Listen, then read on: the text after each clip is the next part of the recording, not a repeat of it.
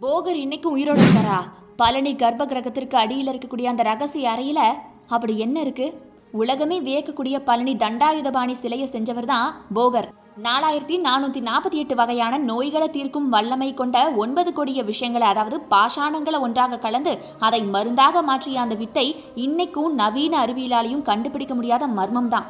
பல ஆய்வாளர்கள் பார்த்தீங்கன்னா போகர் சீன தேசத்துக்கு போனாரு அப்படின்னும் அங்க அவரு போயாங் அப்படிங்கிற பேரால அழைக்கப்பட்டாரு அப்படின்னும் சொல்றாங்க.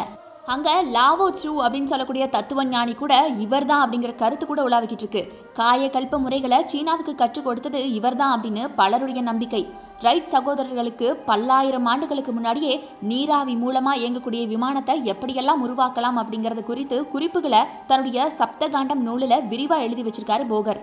பழனி முருகன் சந்நிதிக்கு அடியில ஒரு ரகசிய சுரங்கப்பாதை இருக்கிறதாகவும், போகர் இன்னைக்கும் கூட அந்த சுரங்கத்துல நிர்விகல்ப சமாதி நிலையில, அதாவது உயிரோட தவம் செஞ்சுட்டு இருக்கிறதாகவும் நம்பிக்கை இருக்கு. அந்த வாசல் இப்ப அடைக்கப்பட்டிருக்கு. கலியுகத்துல என்ன நடக்கும், மனிதர்களுடைய மனநிலை எப்படியெல்லாம் மாறும் அப்படிங்கிறத அன்னைக்கே துல்லியமா கணிச்சு சொல்லியவர் தான் போகர். சோகே மக்களே, சித்தர்களை பத்தி இன்னும் நிறைய தெரிஞ்சுக்கணும்னு நினைக்கிறவங்க மறக்காம கமெண்ட் பாக்ஸ்ல சித்தர்னு கமெண்ட் பண்ணிருங்க.